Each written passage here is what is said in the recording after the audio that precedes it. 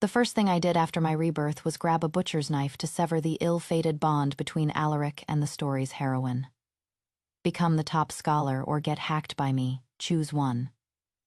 Alaric clutched his kicked behind and cursed me for a jealous shrew. He kept cursing me until he passed the imperial exams and became a new favorite of the court. He cursed me until the day he said he would take me as his wife. With a stiff neck and a red face, he declared. Besides me, who else could tolerate a brutish, jealous shrew like you? I believed him. Until the heroine returned to the capital, and Alaric was just as captivated by her as he was in our last life. When he was once again gravely injured while saving her, I finally realized that Alaric had never changed, just as he had never stopped calling me a jealous shrew. So, I counted on my fingers the silver I had spent on him over the years, then sold off the valuables in his estate to make up the sum. The day I left, everything was as usual, with no sign of the joy or bustle of an impending wedding. But later, I heard the story. The famously elegant top scholar, dressed in wedding red, had bowed to a butcher's knife in the marriage ceremony. Then, clutching it, he stumbled through the streets, asking everyone he met in a hoarse voice, "My wife is angry with me, but this time, why won't she come and hack me?" The news of Alaric's injury reached me while I was picking out jewelry at the Gilded Light Pavilion. When I heard he'd been carried back to the estate covered in blood, my mind went blank. Forgetting the jewelry I'd just purchased, I rushed back. He was fine when he left this morning. How did he get hurt? The servant blocking the door stammered, unable to explain clearly. Anxious, I cried out in frustration and pushed past him. Alaric, get out. Alaric hastily pulled up his inner robe, the tips of his ears hidden beneath his dark hair, instantly turning crimson. His tone was annoyed. Mina, how many times have I told you about propriety between men and women? What propriety, when you were unconscious with a high fever? I was the one who bathed you. I tugged at his clothes, wanting to see his wound, my brow furrowed in dismissal. Besides, we're about to be married. No one will say anything. Hearing this, Alaric's hand, clutching his collar, froze. An unnatural expression crossed his face. I didn't notice, my heart aching at the thought that Alaric's injury must be severe this time. Even the hand that usually clung to his clothes for dear life had lost its strength. How could it be this bad? Alaric's torso was wrapped tightly in white cloth. Though medicated, blood was still seeping through. My heart tightened, and my voice softened without me realizing it. Does it hurt? Should I blow on it for you? It won't hurt if I blow on it. It only looks serious. My words made Alaric chuckle, but he quickly suppressed his smile, knitting his brows and pulling me up. It wouldn't be right for anyone to see. Who is here to see? I refused to move, reaching out to rebandage his wound. My eyes grew red with anger. Who hurt you? I'll go get revenge for you. Alaric was never one to suffer in silence. Whenever he was wronged, he'd come running to me, looking pitiful. Then I'd grab my butcher's knife and go settle the score for him. But this time, Alaric was silent for a long while. He awkwardly changed the subject. Peony said you went to buy jewelry.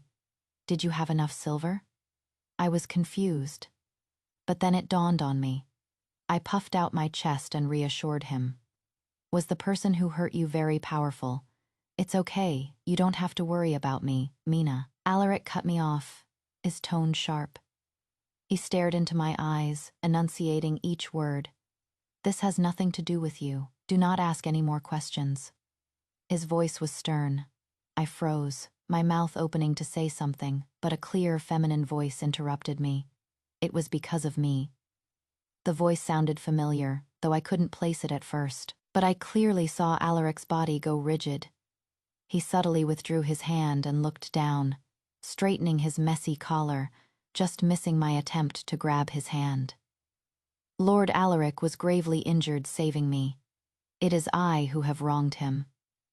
The sense of familiarity grew stronger. I turned my head instinctively, but the light glinting off the newcomer's hairpin dazzled me. Isolde stood at the door, offering me a slight smile.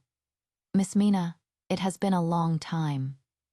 Ordinarily, upon seeing the heroine, who had been gone for years, reappear, I should have immediately grabbed Alaric and run, but my gaze was fixed on the strikingly familiar jade and pearl hairpin. I was momentarily lost. That hairpin was the one I had wanted to buy. My skin was dark, and I wasn't beautiful, so finding jewelry that suited me was difficult. I had finally found one I loved, but when I went to the shop today, I was told it had been sold. I was persistent and dejected. But you promised to hold it for me until I saved up enough silver. Finally, the shopkeeper, worn down by my pestering, whispered to me that I knew the person who had bought it. It was the young servant of the gentleman who came with you last time. I imagine he meant it as a surprise for you, the shopkeeper said with a wink and a chuckle. Either way, the hairpin belongs to you now. At the time, my heart had filled with joy. I thought Alaric had only pretended to be uninterested that day, but had secretly planned to buy it for me as a gift. But now, what I had thought was my surprise was adorning Isolde's hair. And Isolde just said that Alaric was injured saving her. No wonder he wouldn't tell me why he was hurt. I turned to ask him, but Alaric kept his eyes downcast, avoiding my gaze. He smoothed his clothes, his expression returning to the cool detachment he wore in front of outsiders. I am fine, my lady. Please do not trouble yourself over it. How could I not? Isolde's voice rose sharply. Realizing her outburst, she bit her lip and added in a small, self-reproachful voice, "It is always me who gets you hurt in the end." Her words plunged the room into a silence so deep you could hear a pin drop. I tensed, stepping in front of Alaric, my expression wary and my tone hostile. "Since you know you always get him hurt, why don't you stay away from him?" I knew nothing good ever came from encountering the heroine. Isolde's smile seemed a bit forced. "Miss Mina," she said, "I have urgent matters to discuss with Lord Alaric. Please do not get out." The cold voice came from behind me. Isolde's words were cut short. She looked at him in disbelief, her lips trembling as her expression fell. The knot of anxiety in my chest instantly loosened. I even felt a surge of borrowed confidence as I faced Isolde. "You heard him. You should go home now." I thought to myself that my efforts over the years had finally paid off. Thank goodness Alaric wasn't like he was in our last life. Mina. His soft but firm voice stopped me as I was about to push Isolde out. His heavy gaze fell upon me, due to blood loss.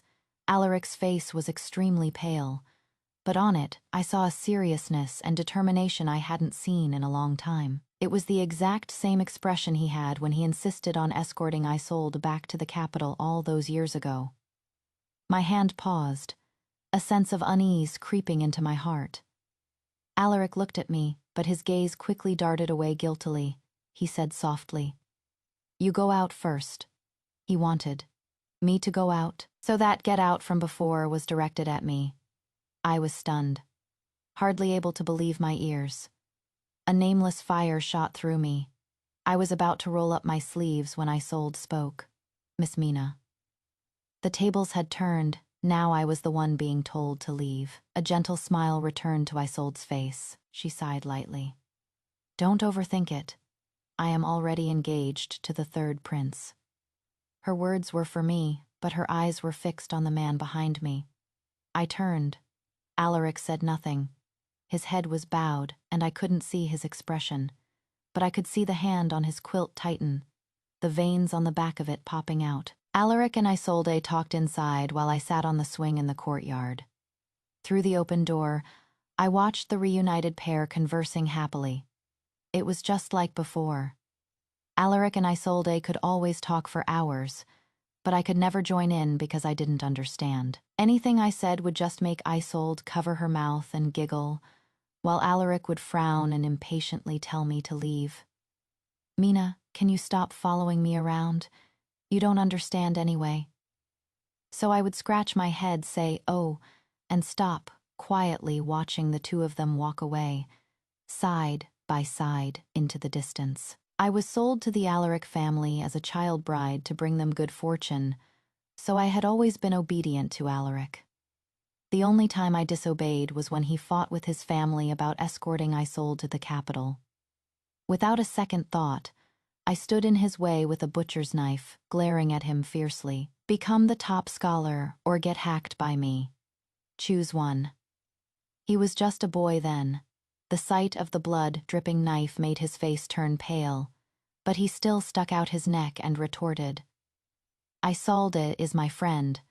Of course, I have to help her when she is in trouble. I didn't say a word. I kicked him to the ground and then sat on the doorstep, sharpening the knife in front of him. Mina, he yelled, furious and frustrated.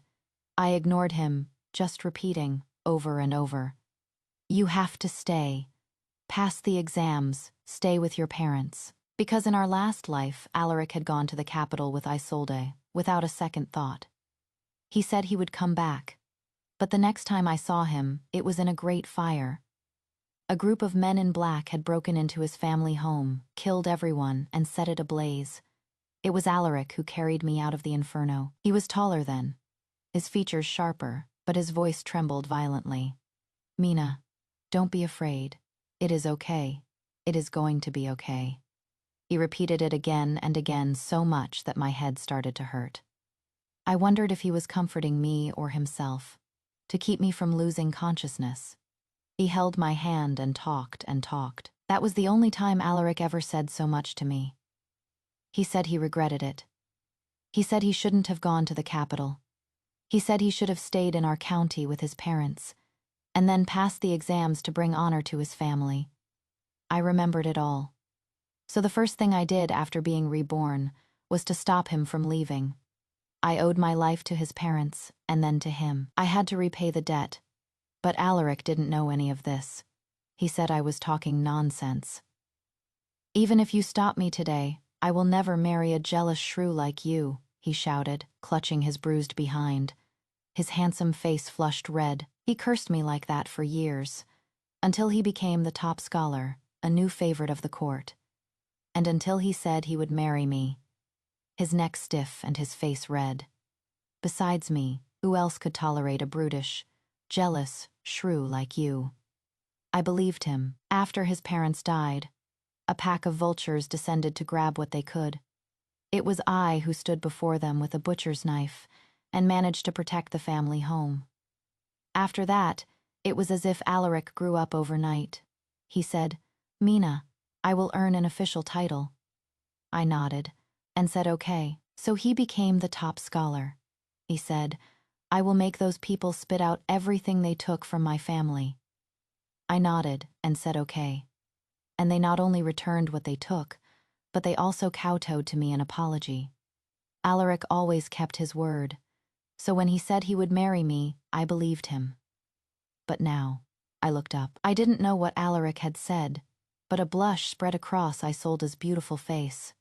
I looked away, swinging listlessly, trying to ignore the sour ache in my chest. I thought to myself, now I didn't know if I should believe him anymore. His father was gravely injured on a transport job. His mother died of a broken heart after his father passed, but at least Alaric was by their side before they died. And now he was the top scholar.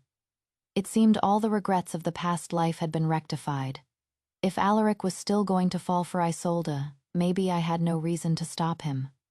I shook my head hard, forcing myself to be positive. Alaric wasn't the type to go back on his word. Besides, the wedding dress was already embroidered and the date was set. Everything was different from the last life. I tried to comfort myself but found myself staring blankly at my toes. I was lost in thought until Isolde's voice came from above.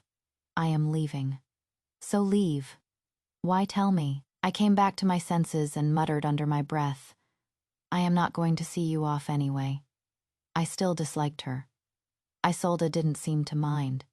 She casually touched the hairpin in her hair, then smiled. I hear your wedding date is set. I wonder if I might come for a celebratory drink then. Her tone was strange, but I couldn't quite put my finger on it after she left. I rushed into Alaric's room. The moment I entered, I was hit by a smell of blood even stronger than before. My intended questions turned into worried words. Alaric, Alaric, does your wound still hurt? Should I change the dressing for you again? But Alaric stopped my hand. He looked at me, his eyes holding an emotion I couldn't read. His lips moved as if to speak, but no words came out. I tilted my head. What is wrong? Mina, his voice was heavy. He suddenly reached out and brushed a strand of my hair, his gaze fixing on something for a moment before quickly looking away.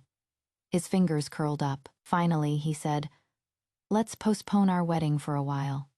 The wedding had already been postponed once. That time it was because Alaric had been ordered to quell a group of mountain bandits.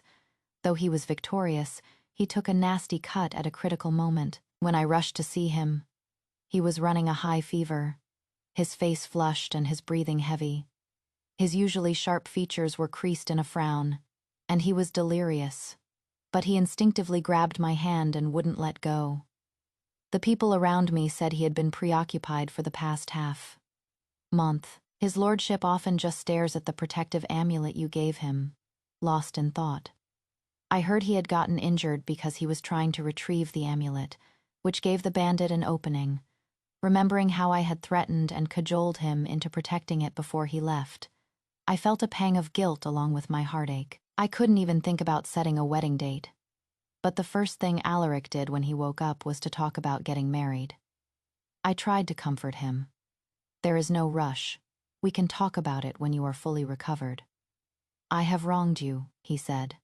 After a suppressed cough, he frowned, his expression serious. "This time, I will ask the imperial astrologer to personally select an auspicious date." I wanted to say that the charlatan in the palace was probably less accurate than the blind old man I had saved on the street, but seeing how seriously Alaric was taking it, I couldn't help but feel happy. Later, with great effort, I managed to get the old man to pick an auspicious date as well. It was the same date as the imperial astrologers. I was even happier, thinking it must be a truly wonderful day, perfect for our wedding. But now, Alaric was saying we had to postpone it again. I came back to the present and blinked, reminding him softly. "The old man said that if we miss that date, we'll have to wait until next year. That is why he had urged us to marry as soon as possible." Alaric fell silent. "Are you worried about your injury?" "It is okay. There is still some time. You'll have enough time to recover." "I am sorry." When he spoke again, his voice was hoarse. He whispered, "Just a few more days. Wait for me." "Wait for what?" He didn't finish. He paused, then just offered another final sounding, "I am sorry." The smile on my face froze completely. I stared at him, dumbfounded. The moment he said, "postpone," a ridiculous sense of course settled in my heart, as if a long-expected ending had finally arrived. Everything was falling into place. I shouldn't have been surprised, but I still felt a tightness in my chest, and even breathing became a little painful. A question escaped my lips. "Is it because of Isolde again?" I didn't mean to blame her, but Alaric frowned, as if displeased. "What does this have to do with Isolde? Mina, why are you always targeting her? You did it before, and now—" He stopped abruptly, realizing his tone had become harsh and accusatory. An unnatural expression crossed his face. He turned away. "This has nothing to do with the county mistress. Don't overthink it." I managed a dry, "Oh." A dead silence filled the room. This was rare usually. Whenever I saw him, I had endless things to say. Alaric seemed to be the one who was unused to the quiet. He pursed his lips and said stiffly, Are you angry?" His tone had softened slightly. It was his signal for a truce. I thought about it and shook my head. It wasn't really about being angry. I was just sad and felt bad for all the people who had worked so hard on the wedding preparations. I should go out. Wait. Alaric stopped me. Then, to my surprise, he reached out and hooked his finger around mine. He hesitated, then lowered his head, his unnaturally warm cheek brushing against my skin. "Don't be angry with me, Mina, sister." It had been a long time since he had used that name. His voice was small, and he didn't dare to look at me, his pale face blushing. My eyes widened in disbelief. Alaric's hand, holding mine, stiffened. Finally, he just closed his eyes and rushed out the words, "Sister, don't be angry. It is not that I don't want to marry you. It is just, I have some things I need to do." Alaric had been a handsome boy, and he knew how to win me over. Whenever he had done something to feel guilty about, all he had to do was put on a frail act and soften his tone, and I would always give in. And now I stared at his ears, which were so red they looked like they were about to drip blood. He seemed to say something else, but I didn't really hear it. I just thought, in shock, can Alaric really be this submissive just to postpone the wedding? The last time he had been this sweet to me was a long, long time ago, back when he didn't even know what a child bride was. I suddenly remembered the jade hairpin in Isolde's hair and her strange parting words. "Sister," Alaric called, his voice a little louder. "What is it?" I came back to myself and met the burning intensity in his eyes. He hadn't let go of my hand. "It has nothing to do with anyone else. I promised my parents I would marry you." I didn't say anything. I looked down at our clasped hands, then gave him a big smile, just like I always did. Alaric sighed in relief, his tense body relaxing. And then I understood. He was afraid I would go cause trouble for Isolde.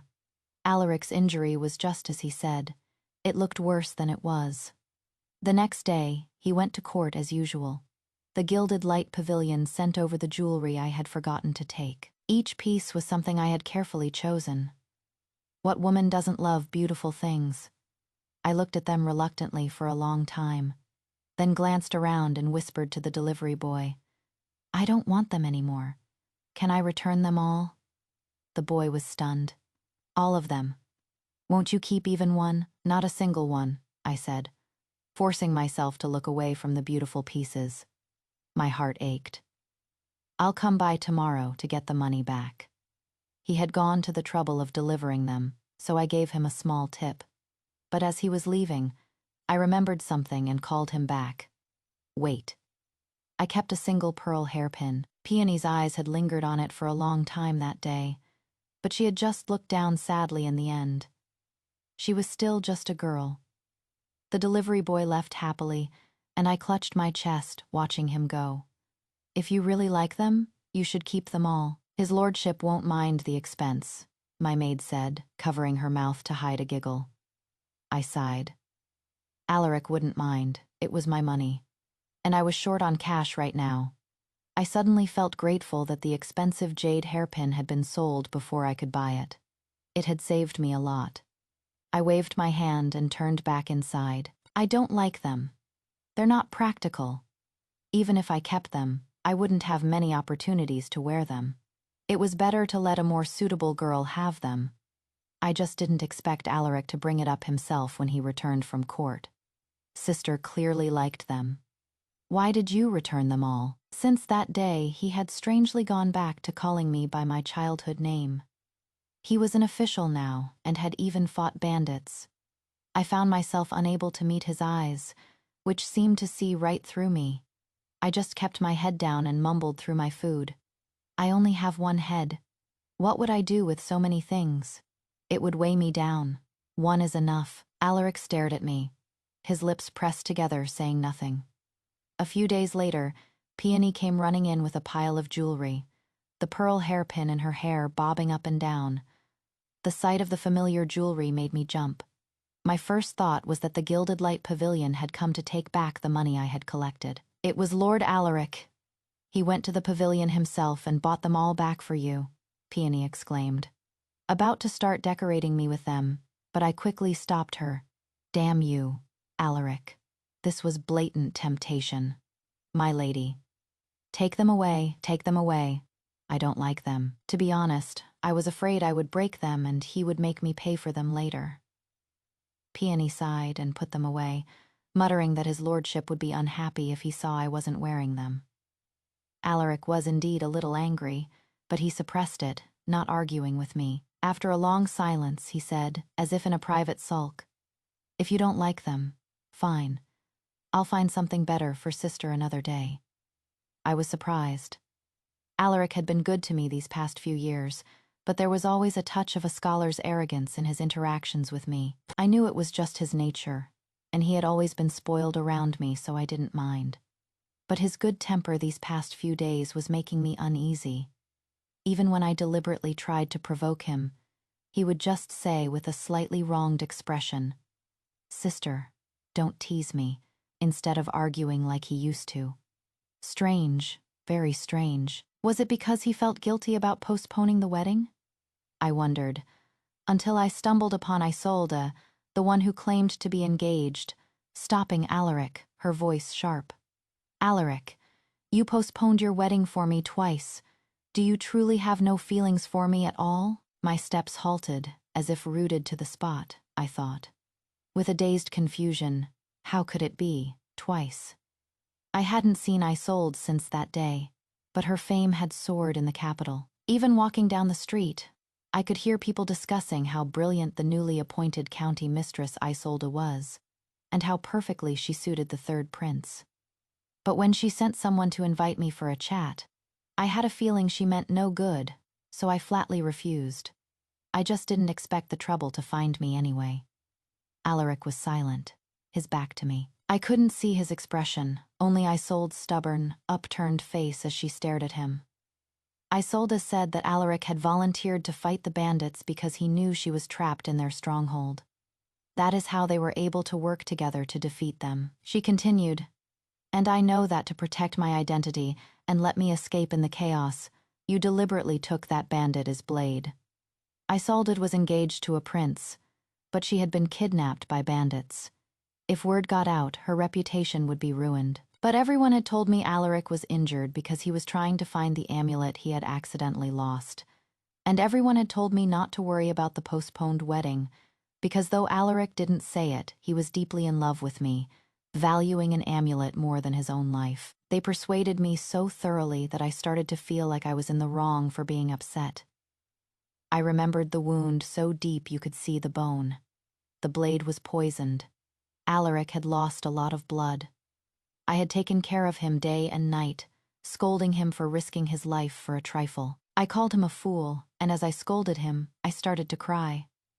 After he recovered, I had nightmares for a long time, but now I knew it was all a lie.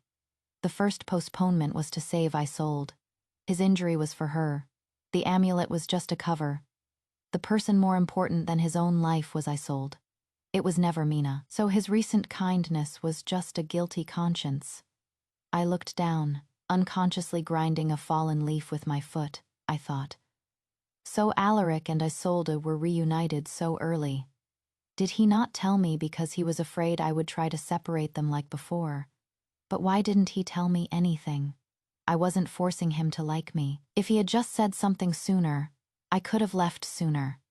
It is not like no one else likes Mina. Just the other day, the 5-year-old son of the official next door was telling me to wait for him to grow up and marry me. Alaric has no taste. I sniffled, feeling the day grow hotter. The heat made my eyes sting. And then it hit me. Alaric had never changed, just as he had never stopped calling me a jealous shrew. Isolde's appearance had just brought everything back to how it was supposed to be. I looked up at him again. Isolde had said a lot, but he remained silent, unmoving. "Alaric, are you still going to deny it?" She sighed, reaching out as if to touch his shoulder. "We used to be so close. If you truly felt nothing for me, as you claim, why would you give me this hairpin when I said I liked it? I know Mina liked this hairpin very much too. You helped me in the past, so of course I had to save you when I received your letter." Alaric finally spoke, after a long silence. He avoided her touch, his eyes downcast. "The hairpin was just compensation for breaking yours. Besides, it doesn't suit Mina." "What do you mean?" "It doesn't suit me." My sadness was instantly replaced by anger. I rolled up my sleeves, thinking this man was not only cruel but blind. But my movements froze at Isolde's next words. She asked, "Then why did you postpone the wedding a second time?" "Yes. Why?" I wanted to know the answer too, so I fell silent. But Alaric's body suddenly went rigid, his hands hidden in his wide sleeves, clenched into tight fists. "Because you resent her," Isolde said with a smile, each word deliberate. "You still resent her for stopping you from coming to the capital with me all those years ago. You think that if you had come to the capital earlier and gained power and wealth, your father wouldn't have died because you couldn't afford a good doctor or expensive medicine, and your mother wouldn't have followed him out of grief. Alaric, you actually resent her for holding you back. If it weren't for her, we wouldn't have been separated for so long." Alaric still didn't say a word, but his usually straight back was trembling slightly. He looked humiliated and wretched, as if his darkest, most shameful thoughts had been exposed. I froze. So Alaric had always resented me. So what? The anger I had just managed to suppress flared up again. This man was not only heartless but a fool. I couldn't help but curse under my breath. "We've finally been reunited after so long for the sake of our past. Alaric, will you come back and help me?" Isolde had noticed me. She shot me a meaningful look, the smile on her face the same as the day she left his room, and I finally understood what she had meant then. She was laughing at my hopes, but Isolde didn't get a reply from Alaric, because I was storming towards them, brandishing a stick I had found on the ground, and roaring, "Alaric." I had beaten Alaric twice before. The first time was when he had framed a man, getting him expelled from the academy and breaking one of his legs. The man's father had been a good friend of Alaric's father, and had received a lot of help from our family. But when our family was in crisis, they not only didn't help but kicked us when we were down, taking many of our belongings and insulting his parents at their funeral, saying it was karma. It was the first time Alaric had done something like that. He was clumsy, almost missing a few times, and even left some things behind. I silently cleaned up after him, then went back and beat him with a stick. Alaric was a scholar, weak and unable to fight back. He took the blows without a sound until I was too tired and dropped the stick. Then he said in a hoarse voice, "I did nothing wrong." His eyes filled with a hint of hatred. Alaric had always been stubborn before his mother died. She had asked me to look after him, to keep him from going down the wrong path. But I wasn't good at reasoning like she was. So I thought about it and said, "That man has 2 sons. If this one is crippled, he has another. If the other is no good, he can have more. But Alaric, your parents only had you. If you want to continue, I won't stop you.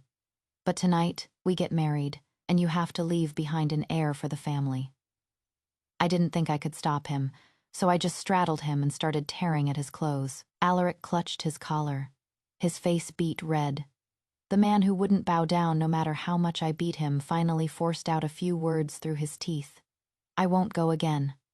I glanced at him, but didn't stop, until he threw away the knife he had hidden in his robes. I put it away and told him seriously, "You are going to be a high official. You can deal with these people later." He just glared at me. The second time was when he stopped studying. He had secretly left the academy to work. When I found out, I beat him again. "I am not going back," he yelled. His eyes red. I ignored him, dragged him back to the academy, and then our neighbor told me why. "Little Alaric came back a few days ago. I told him you were working at the docks, so he went to find you. But he came back not long after, looking grim. He dropped some things off and rushed back to the academy without even waiting for you." Alaric went to the docks. I thought about the date and remembered that I had run into some of our old relatives at the docks that day, and they had made some sarcastic remarks. I didn't remember what they said. It was nothing that hurt me or stopped me from earning money. But what did that have to do with him quitting his studies? I couldn't figure it out, so I went to ask him. At first he wouldn't say. I asked, "Was it because I was working at the docks with a bunch of men that you felt ashamed?" It cost a lot to support a scholar. I had no money, so I took whatever work I could find. "No." He stood up abruptly, his voice loud. "You were there because of me. How could I feel?" He couldn't finish. His voice choked with emotion. He lowered his head, his fingers trembling at first, then his whole body. He was shaking so much I wanted to steady him, worried he was sick. I just thought that if it weren't for me, you wouldn't have to work so hard. That day was your birthday. He said the last sentence very softly, covering his red eyes with his hand, his voice thick with unshed tears. I had forgotten my own birthday, but Alaric had remembered.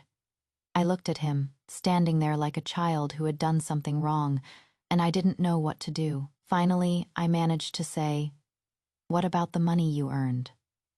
I had looked in his bag and found no money. I was angry, thinking he must have been cheated. He hesitated, then carefully took something out from his robes. I recognized it as a box of chilblain cream, he whispered. "The shopkeeper said this one is good. You spent it all?" He didn't say anything. I looked at the cream, at a loss for words. I wanted to tell him he had been cheated. This cream was useless but very expensive.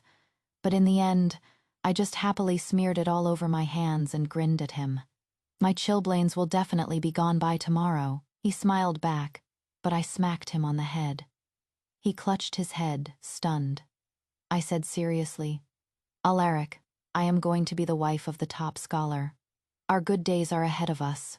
He just stared at me blankly for a long time before finally whispering a barely audible, "Okay." Now was the third time. The more I thought about it, the angrier I got. "You believe everything she says. Isolde is clearly setting a trap for you. Why don't you think? If you had really gone to the capital that day, how would you have known your father was injured? The capital is so far away, if something had happened, you wouldn't have even been able to see your parents one last time. Alaric, how did I raise such a fool so easily blinded by a pretty face?"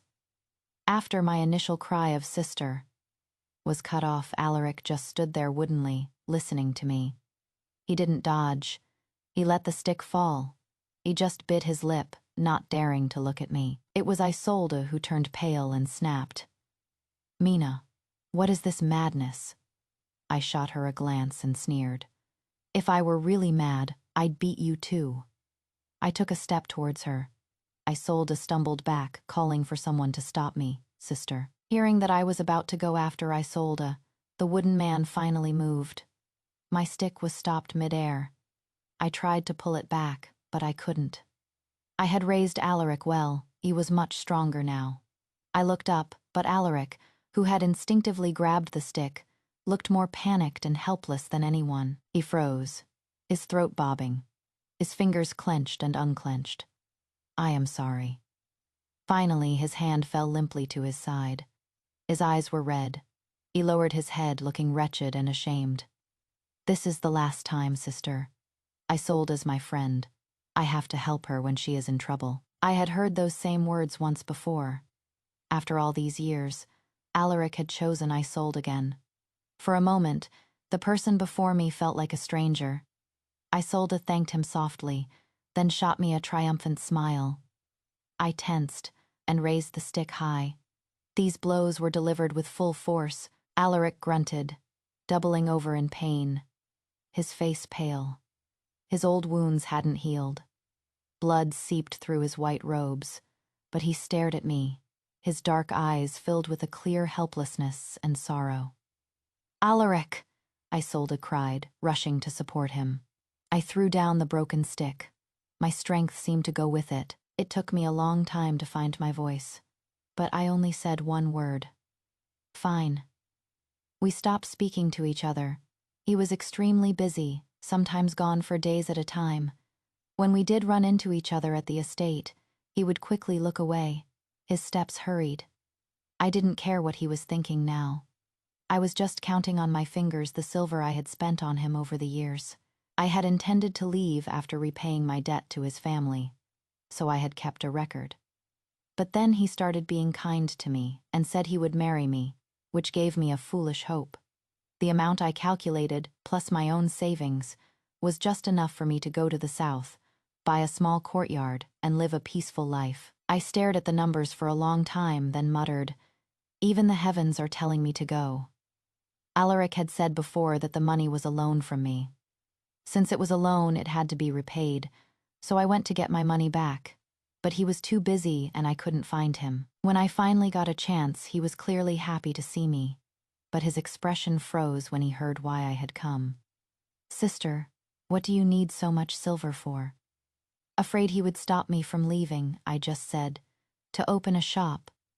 A long time ago, I had told him I wanted to open a wonton shop in the capital, though he seemed to have forgotten. Alaric stared at me, trying to read my true intentions from my face. But he found nothing. He just pursed his lips and said, as if in a sulk, "I don't have it.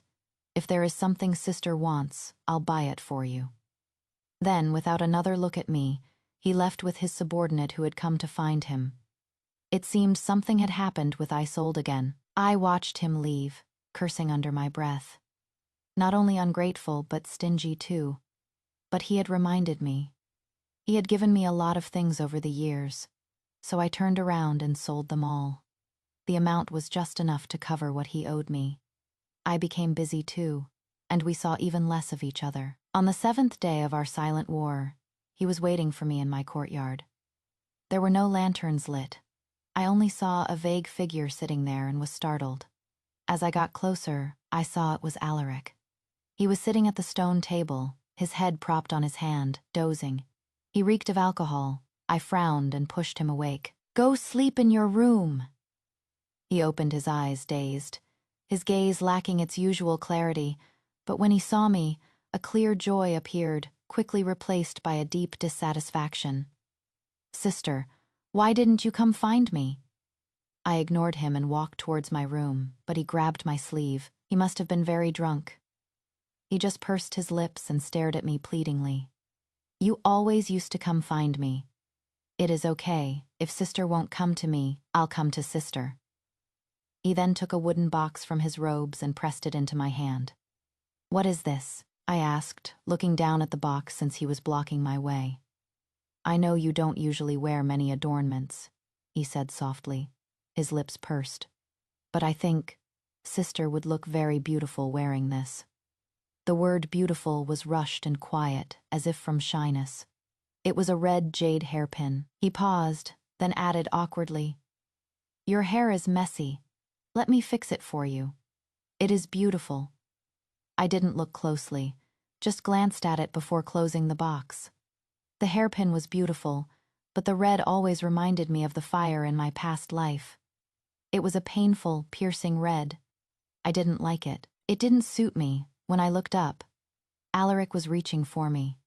He hadn't expected me to be done so quickly. His hand froze in midair. I instinctively stepped back, wary. "What are you doing?" Surely he wasn't going to hit me.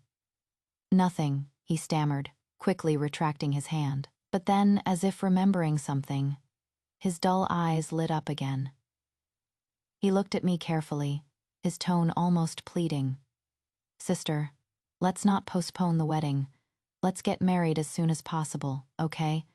And don't be angry with me anymore, okay? Married. Weren't we not getting married?" I was confused, but the drunken Alaric was relentless. I couldn't be bothered to argue with a drunk, so I just gave a non-committal. Oh, but Alaric took it as a yes. He became happy again, chattering about the past, saying he had already bought the shop and hired the staff. Sister can do whatever she wants, have whatever she wants. As sleepiness took over, he was still mumbling, clutching my sleeve, refusing to let go. "I will be good to sister." I had heard those words many times. When I took him back to the academy, when we were robbed on our way to the capital and had to sleep in a ruined temple, and even further back, in our past life when he carried me from the fire, he had always said it. I used to believe him, but this time, I just squatted down, cupped my face in my hands, and stared at the sleeping Alaric. After a long moment, I sighed. "Alaric, I don't believe you anymore." Before I left, I went to say goodbye to the blind old man on the street. He knew many things and had taught me a lot. I squatted beside him one last time, watching him leisurely paint candy figures. "Got nothing better to do?" he asked with a click of his tongue. I kept my eyes on his work. "I am busy, aren't I?" he chuckled, busy learning how to paint candy figures from me. Yes, I said seriously. Maybe I'll make a living with this skill one day. He called me hopeless and waved me away. Then teach me fortune telling. That seems to bring in money quickly too, I said, tugging on his sleeve like a child. I had met him because he had given a bad fortune to a large, burly man who was about to beat him up. I had intervened, and the old man had latched onto me ever since. He said I was a fool, but my fate was strange and rare. To be honest, when he called me a fool, I almost grabbed him and made him spit out the 10 bowls of wontons he had just eaten on my tab. Your fate is strange, he said again now, handing me the finished candy figure. To survive a great disaster means great fortune will follow. Your good luck is still to come. He then asked, Are you really leaving? I took a fierce bite of the candy figure. It was usually just right, but today it was cloyingly sweet, so sweet it made my eyes water. I lowered my head to hide it and mumbled a yes.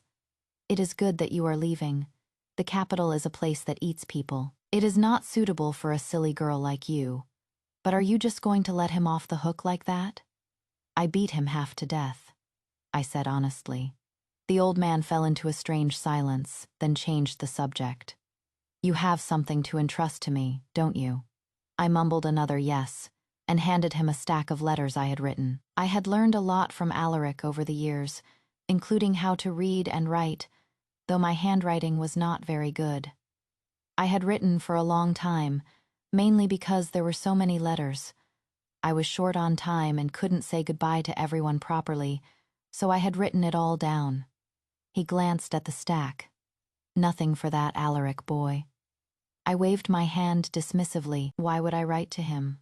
I don't know that ungrateful, blind fool. The old man just smiled at me, a knowing look in his eyes that made my fingers curl. Finally, I whispered, Do you have a pen and paper? The next second, as if he had expected it, he produced them. Right. I thought for a very long time. In the end, I just scrawled 7 large, crooked words on the paper. Come find me when you are dying. The capital was too far from our hometown. I had to bring Alaric back to his parents. His father had taught me martial arts, laughing and praising my skills. His mother had torn up my deed of sale and treated me like her own daughter. They both said Mina wasn't stupid, she was amazing. They were good people. After leaving the estate and moving south, I took on many jobs. I painted candy figures like the old man. I worked as a guard for a transport company. I was a bouncer at a medical clinic. Finally, I settled down and opened a wonton shop. In my spare time, I would boast to the neighborhood kids. Did you really raise a top scholar? Yes. Some believed me, some didn't. I just smiled. Mina is amazing after all. Oh, I also changed my name Felicity. Fullness. Because I have a family now, I found a dog, a child, and a homeless woman. They are good people, like Alaric's parents, and they are very good to me. Life went on peacefully. Occasionally, news from the capital would reach me. For example, that Alaric had gotten married, but not to a person. The date was the same auspicious day chosen by the imperial astrologer. The famously elegant top scholar, dressed in wedding red, had bowed to a butcher's knife in the marriage ceremony. Then, clutching it, he stumbled through the streets, asking everyone he met in a hoarse voice, My wife is angry with me, but this time, why won't she come and hack me? They all said Alaric had gone mad. I didn't know if he was mad, but the political climate in the capital had changed. The once highly respected county mistress Isolde and the famously benevolent third prince were now traitors who had attempted a coup. The stone path before the palace gates was soaked in blood. I heard that even after days of heavy rain, the dark red that had seeped into the cracks of the stones could not be washed away. They said many people had died. I sat in my wonton shop, staring blankly in the direction of the capital. It was as if I could smell the faint scent of blood in the air, just like on Alaric that day. But no matter how the capital changed, it didn't affect my wonton shop. Life went on. The old man's fortune was quite accurate. My good luck really did come later. For several days in a row, I would find money on the street, so much so that I was afraid to go out, fearing I would use up all my luck and be hit by misfortune. But it seemed that when luck comes, you can't stop it. It even came knocking on my door. The owner of the shop I had my eye on was moving to the capital to live with his children. Because he was in a hurry, he sold the shop to me at a very low price. The people who had been trying to frame me all met with misfortune and came to my door, offering money. The mother and son next door, who had been plotting to marry me off to her widower son to get their hands on my property, also moved away. They were bruised and battered, fleeing in the middle of the night, saying an old enemy had found them. The house was empty. Later, the neighbors told me it was bought by the new teacher at the academy, but the teacher lived at the academy and rarely came back. I never met him, but my new helper, Shen, said he had eaten at my wonton shop several times, saying he heard the owner had once raised a top scholar and he wanted to soak up some of the good luck, but I was never there. But the first time he ate the wontons, he cried. He cried. He just held the bowl and his eyes got red. He insisted it was just the steam. I told Shin that maybe it really was the steam, because I had experienced that too. Shin looked at me, patted my head, and said with a smile, "Whatever you say." Then she made an exceptionally lavish meal. My usually mature little Aru threw her arms around me and wouldn't let go. Big Yellow also circled me, rubbing against me affectionately. I thought they were overthinking it, but it was nice. But the teacher seemed to be addicted to wontons. He sent someone to buy them every day and always paid extra, which made Shin suspicious. Our Felicity is beautiful and capable. There is always someone asking me if you are married. Don't think that just because he is a scholar, he is honest. Some scholars are very cunning. We have to be careful. Aruo nodded gravely. Like Alaric's parents, they always thought I was the best, that I was good enough for even the high officials in the capital. I was a little embarrassed by their praise, but the matter did need to be resolved. I thought about it and knocked on the door next door. "If you pay extra again, I won't sell you any more wontons." The courtyard was quiet, as if no one lived there. I waited for a while, but no one came, so I said quietly, "I've gotten a lot stronger lately." I heard a faint rustling sound, and I am getting tired of running a wonton shop. The door creaked open. A pale, unfamiliar face appeared. The new teacher bowed to me, looking embarrassed. "I've disturbed you. You overpaid," I said, holding out the money bag. He didn't take it, his face gentle. "Your skill is worth it. But you never used to like my wontons." Shin was right. These scholars were very cunning. I couldn't be bothered with these games.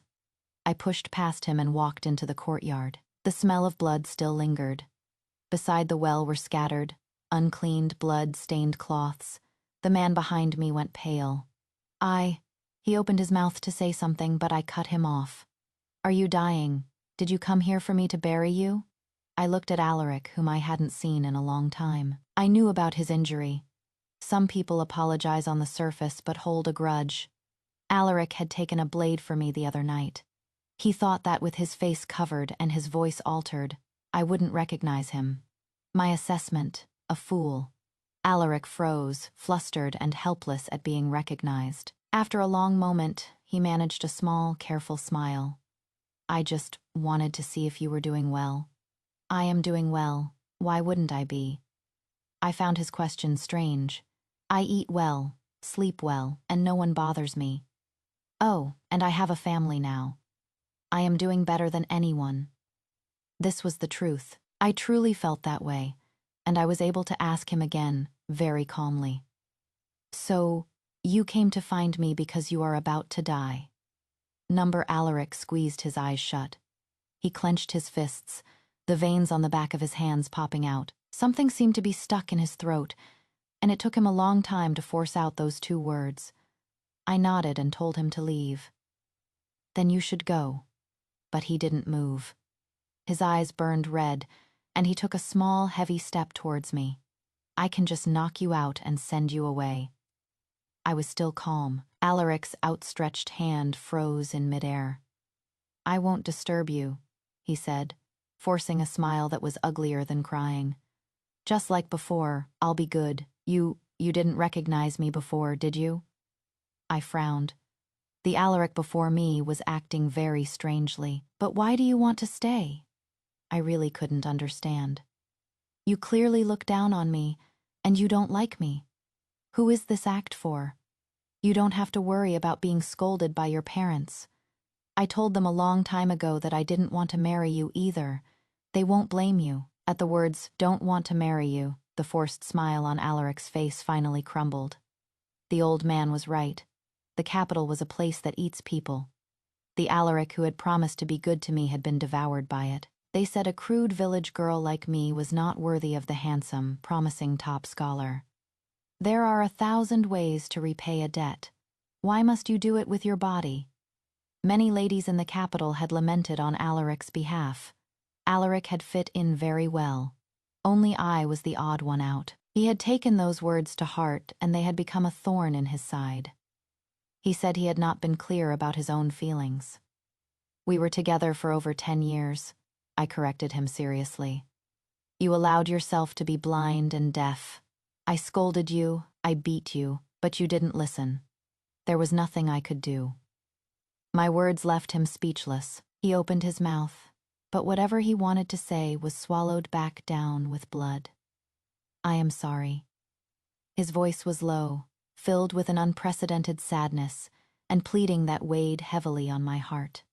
You are playing the victim again. I shook my head and took a few steps back.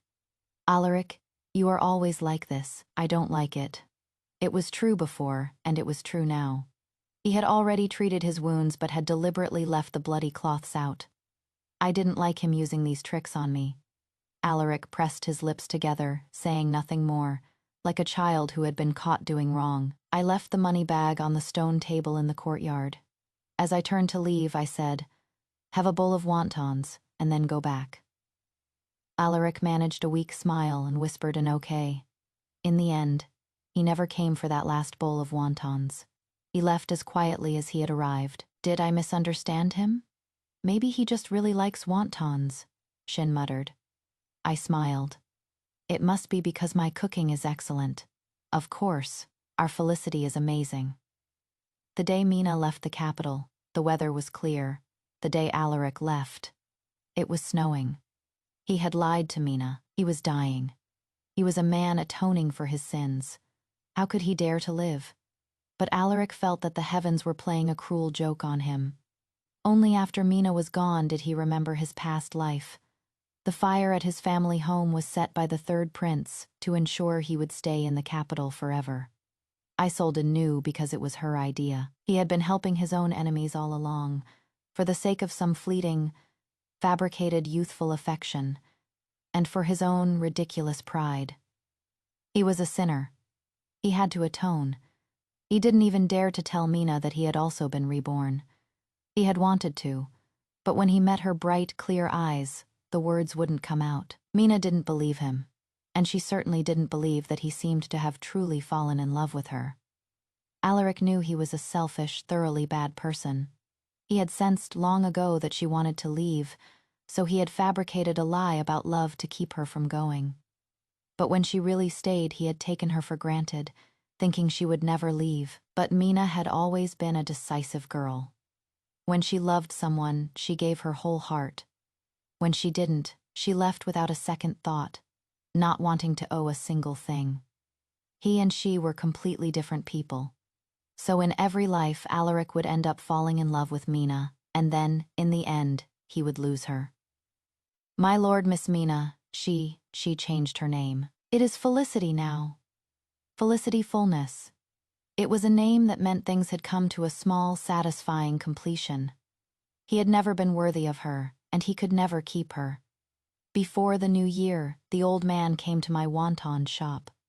He said his grand residence in the capital was empty and lacked the lively atmosphere of my place. He also brought a cart full of gold, silver, and jewels. I was shocked. Have you taken up robbery in your old age? The old man jumped up, ready to smack me on the head. But he was old and had to rest after a few hops. He fell silent, then suddenly said, Alaric is dead. Alaric had died a long time ago. He hadn't asked me to bury him. I was stunned for a moment, then slowly said, "Oh, this is also from him. If you don't want it, I'll reluctantly take it off your hands." "Why wouldn't I want it?" I shouted, ordering people to move it into my house. The old man pursed his lips and went to play with Big Yellow. He said the dog had a spiritual nature. He used to say the same thing about me, I fumed, making faces at his back, which made Shin laugh. I laughed with her, then went into the kitchen and quietly finished the last bowl of wontons. Not only does Alaric have no taste, he has no luck with food either, I thought, rubbing my slightly full stomach. Soon the old man's loud voice rang out. "Felicity, why is your dog biting people?" "Woof." I immediately dropped my bowl and went to intervene. "I told you not to pull his tail, but it keeps wagging. I couldn't help it." "Sister, Grandpa pulled Big Yellow's ears too," Aruu added. "It was a noisy, lively New Year.